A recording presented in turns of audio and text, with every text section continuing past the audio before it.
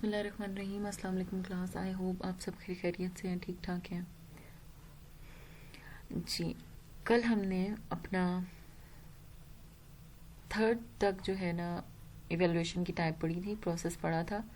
और हम बेसिकली क्या पढ़ रहे हैं, हम पढ़ रहे हैं इवेलुएशन ऑफ ड्रग। ठीक है,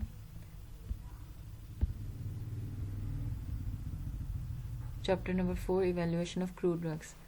तो हमने क्या पढ़ा था, क्रूड ड्रग्स क्या होती हैं। क्रूड ड्रग्स होती हैं अनप्रिपेयर्ड रॉ मटेरियल होता है, ड्राइड मटेरियल होता है, जो किसी भी प्लांट, एनिमल या मिनरल ओरिजिन से हासिल किया जाता है नेचुरली।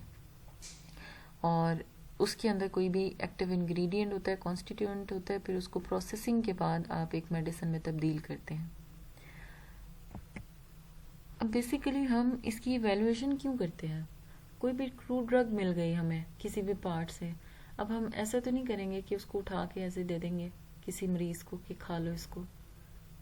लाइक कि कोई गुर्दे का मरीज है और उसको आपको हो जी गार्लिक है, ये क्रूड ड्रग है, ठीक है, या ये जिंजर है, ये क्रूड ड्रग है, तो तुम इसको चबा के खा लो क्योंकि ये तो होती ही दवाइयों के लिए। नहीं, ऐसा नहीं होता।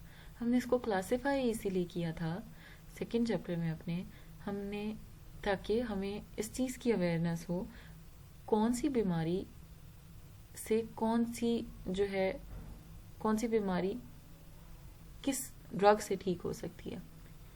लाइक हमने फार्माकोलॉजिकल जो थी क्लासिफिकेशन की थी, एंटी कैंसर के लिए और तरह की क्रूड ड्रग्स इस्तेमाल होती हैं और एंटी इन्फ्लेमेटरी के लिए और तरह की क्रूड ड्रग्स इस्तेमाल होती हैं। तो डिफरेंट बीमारियों के लिए डिफरेंट ड्रग्स होती हैं।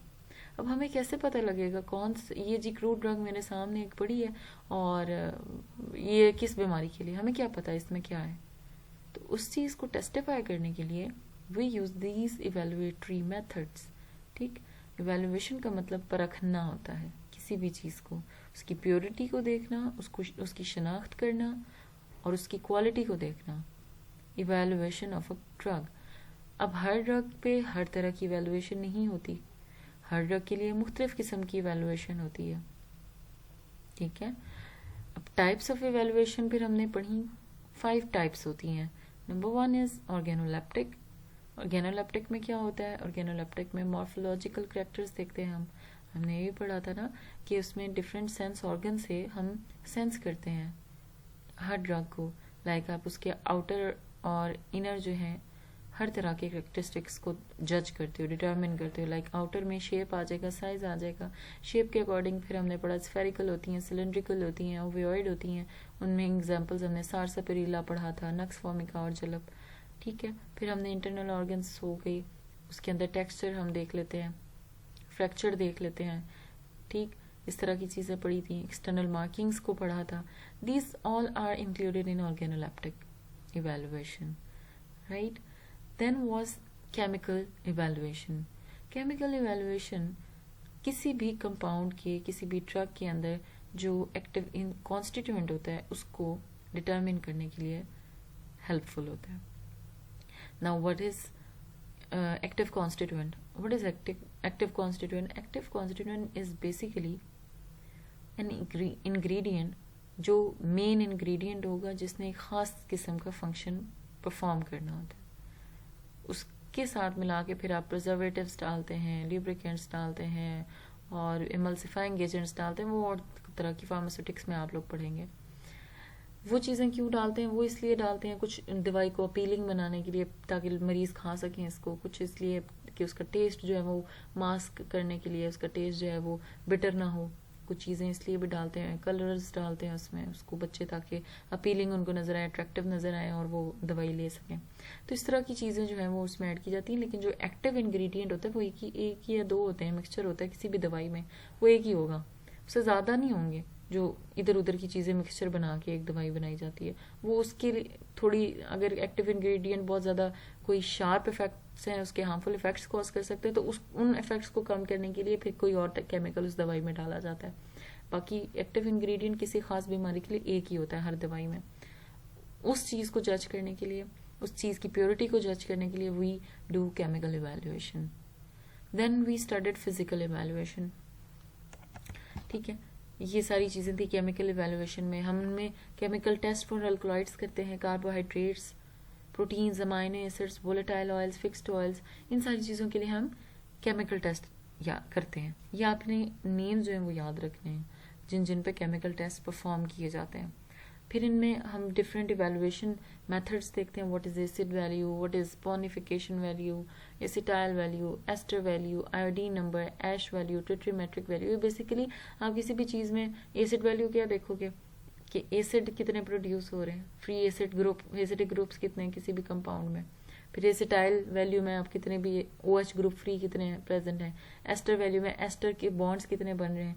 इस तरह की चीज़ें आप उसमें देखते हैं। आयोडीन नंबर में देखते हैं अनसैचुरेशन कितनी आ रही है फैट में, ठीक है, ऑयल में, मतलब डबल बॉन्ड्स कितने आ रहे हैं। ये सारी चीज़ें केमिकली परफॉर्म की जाती हैं for the evaluation of a drug. ये फिर हमने डिफरेंट वैल्यूज पढ़ी।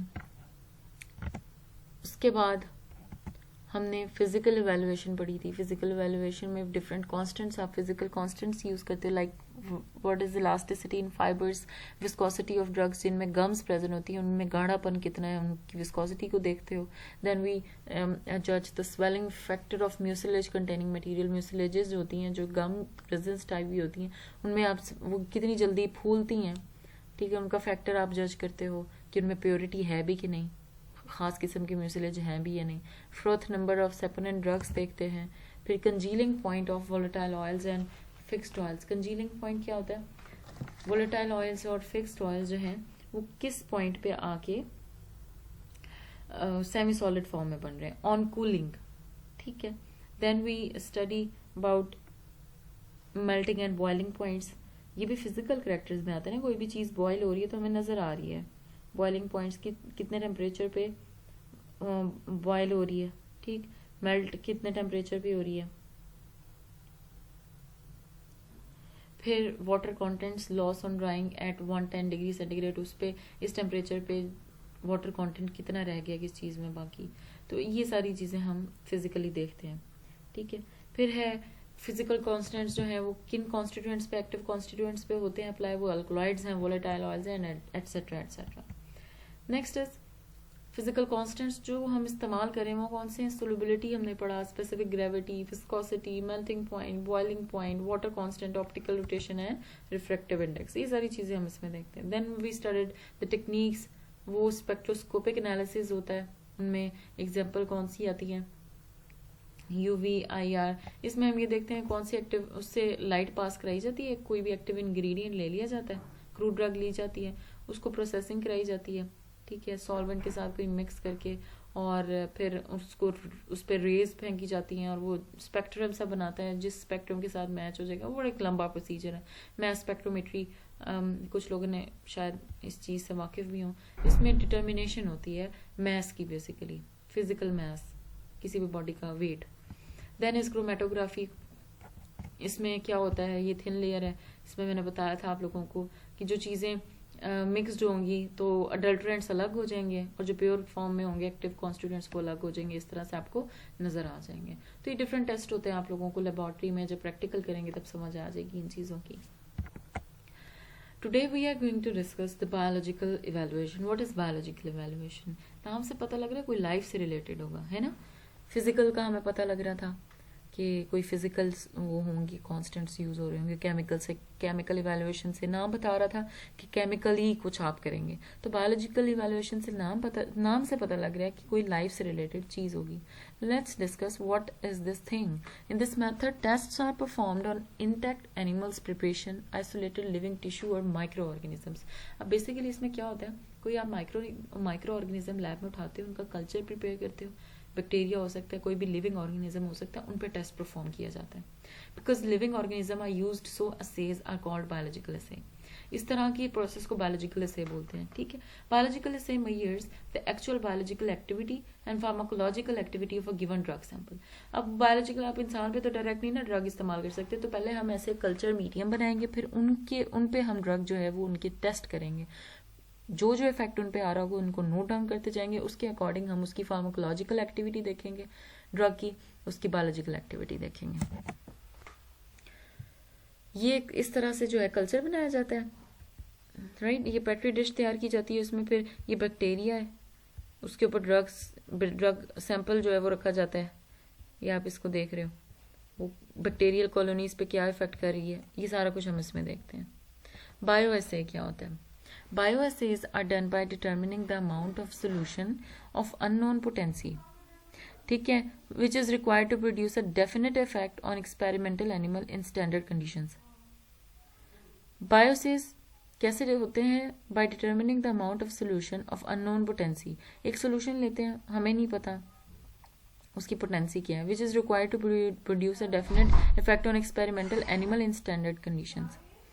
डेफिनेट इफेक्ट जो है वो एक एक्सपेरिमेंटल एनिमल पे, कोई स्टैंडर्ड कंडीशंस रखी जाती हैं, फिर एक एनिमल लिया जाता है जिसपे तजुर्बा करना होता है, फिर ऐसा सोल्यूशन जिसकी आपको पोटेंसी नहीं पता। रेफरेंस प्रिपरेशंस भी कुछ में इस्तेमाल की जाती हैं। एग्जाम्पल नंबर 1 हम देखते हैं। For example some bacteria for Salmonella typhi and Staphylococcus aureus are used to measure antiseptic value of some drugs. इन पे इस्तेमाल की जाती हैं कि अगर ये मर जाते हैं तो कुछ ड्रग्स इन पे इस्तेमाल की जाती हैं, अगर बैक्टीरिया ये इनएक्टिव हो जाते हैं तो इट मीन्स ये एंटीसेप्टिक ड्रग्स हैं। एग्जाम्पल नंबर 2 होगी living bacteria, yeast and moulds are used to measure vitamin effect and activity of antibiotic drugs. अब इन लिविंग कोई आप बैक्टीरिया ले लो, ये यीस्ट ले लो, ये मोल्ड्स ले लो, ठीक है, ये किस लिए होता है? किसी भी एंटीबायोटिक ड्रग की विटामिन इफेक्ट और एक्टिविटी देखने के लिए यूज होते हैं। अगर वो भी इनफेक्टिव हो जाएंगे, मर जाएंगे या कुछ भी होगा तो वो उससे आपको अंदाजा हो जाएगा कि हाँ जी बायो से हो गया हमारा और ये एंटीबायोटिक है, ये एंटीसेप्टिक ड्रग है। Mouse is use to test rabies vaccine. Example number 3, अगर माउस जो है उसमें आप टेस्ट करते हो, जो रेबीज वैक्सीन होती है रोडेंट्स के काटने से, ठीक है, या फिर कैट्स और डॉग्स को इन सारी चीज़ों को के काटने से होती है, ठीक है, फिर वो आगे ट्रांसफर कुत्तों में होती है और फिर आगे इंसानों में होती है कुत्ते के काटने से। Mouse is use to test rabies vaccine. That was all about for today's lecture, ठीक है, लेकिन हाँ इसके डिसएडवांटेजेस भी हैं, थोड़े 2-3 हैं, वो भी देख लेते हैं। Quantitative accuracy is usually less in bioassay than in chemical analysis. Bioassay के थोड़े डिसएडवांटेजेस ये हैं कि बायोसे में केमिकल एनालिसिस में ज़्यादा एक्यूरेसी आती है, ठीक है, उसमें पॉइंट टू पॉइंट आपको हर चीज़ पता लग रही होती है। बायोलॉजिकल एसे में अब कभी स्टैंडर्ड कंडीशंस सही नहीं भी होती, टेम्परेचर हाई या लेस हो सकता है, या आपका जो लिविंग ऑर्गेनिज्म है वो सही से प्रिपेयर नहीं हुआ कल्चर मीडियम में, वो से ऐसे हो सकते हैं। तो बैक्टीरिया ऐसे नहीं कि आप हवा से उठा के लोगे, नहीं, एक प्रॉपर कल्चर जो है वो पेट्री डिश में प्रिपेयर करते हैं हम, और वो 1 से 2 दिन भी लग जाते हैं उसको प्रिपेयर करने में, ये लैब्स में अक्सर प्रिपेयर्ड हुए होते हैं, तो वो एक लेबॉर्ट्रिकल प्रिपरेशन होती है। बायो से रिलेटेड जो टेस्ट होते हैं वो लेस एक्यूरेट होते हैं then chemical analysis. Number 2, techniques and results change with different operators. अब ऑपरेटर्स आप डिफरेंट यूज करोगे, लाइक अवन है, आपने उसमें पेट्री डिश जो है रखी हुई है, अवन है, उसमें कोई चीज़ ड्राई करनी है, पेट्री डिशेज हैं वो रखी हुई हैं, इस तरह की जो ऑपरेटरी मशीन्स हैं ना, उनके टेम्परेचर डिफरेंट हो सकते हैं, प्रेशर डिफरेंट हो सकता है, उसके थ्रू क्या होता है, रिजल्ट आपका चेंज होता रहता है, ठीक है। फिर effect on experimental animal is different from observed in patients. अब कुछ ऐसा भी होता है कि हर एनिमल का तजर्बा जो आप कर रहे हैं, हर एनिमल की फिजियोलॉजी एनाटमी इंसानों से तो नहीं मिलती पेशेंट्स की, तो इसलिए वहां पे भी जो है डिफरेंस आ जाता है। These were the disadvantages of bioassay. What we studied today, basically the biological evaluation. Biological evaluation में हम कोई भी ऑर्गेनिज्म लेते हैं, लिविंग ऑर्गेनिज्म, बैक्टीरिया या एनिमल प्रिपरेशन ले लेते हैं, उस पर हम अपना ड्रग का सैंपल डालते हैं, उसके इफेक्ट से हमें पता लगता है कि इसकी फार्माकोलॉजिकल एक्टिविटी क्या है, एक्टिव इंग्रेडिएंट क्या, किस तरह से इसकी एक्टिविटी क्या है। इस प्रोसेस को बायोसेज कहते हैं। बायोसेज में आप लेते हो कोई भी ऑर्गेनिज्म, फिर एक अपना सैंपल, उसकी पोटेंसी आपको नहीं पता ये किस तरह से काम करेगी, फिर उसमें आप एक्सपेरिमेंटल एनिमल पे जज करते हो उसको। एग्जांपल हमने पढ़ी सैल्मोनेला टाइफी और स्टेफिलोकोकस ऑरियस, ये बैक्टीरिया के नाम हैं, इनको आप यूज करते हो to measure antiseptic value of some drugs के। कुछ ड्रग्स जो है वो एंटीसेप्टिकली कैसे काम कर रही हैं, अगर मार देंगी तो ठीक है जी, एंटीसेप्टिक है, डिसइंफेक्ट कर देंगी तो। एग्जांपल 2 में living bacteria, yeast and moulds आप यूज करते हैं, विटामिन इफेक्ट और एक्टिविटी ऑफ एंटीबायोटिक ड्रग्स ये देखते हैं। एग्जाम्पल 3 में आप माउस होते हैं वो रेबीज कॉज करते हैं काटने की वजह से, they are known as rodents, जो दांतों से कुतरते हैं चीजें, तो mouse is use to test rabies vaccine. फिर रेबीज वैक्सीन माउस पे ही लगाई जाती है, अगर वो ठीक हो जाएगा तो फिर then they are not going to infect the other human beings or organisms. Then is disadvantages of biose. इसका ये नुकसान है सबसे पहला कि ये लेस एक्यूरेट होता है, ठीक है, केमिकल एनालिसिस है, क्वांटिटेटिव एक्यूरेसी कम होती है, ठीक। फिर techniques and results change with different operators, machines जो हैं वो डिफरेंट होती हैं और वो डिफरेंट रिजल्ट्स दे सकती हैं, वेरी कर सकते हैं रिजल्ट्स। और थर्ड ये है सबसे बड़ा कि आप जिस एनिमल पे एक्सपेरिमेंट कर रहे हो ज़रूरी नहीं है उसकी फिजियोलॉजी और एनाटमी इंसान के साथ मिलती हो, तो इफेक्ट डिफरेंट भी आ सकता है। These are the main disadvantages of bioassay. तो हमें ये पता लगा कि बायोलॉजिकल इवेल्युएशन हाँ ठीक है होती है, but the chemical one is more appropriate than biological evaluation. That's all for today's lecture. I hope you will enjoy this lecture and try to learn it by heart. Please इसको अच्छे से पढ़ें और लिख के याद करें। अपना ख्याल रखें। अल्लाह हाफिज़।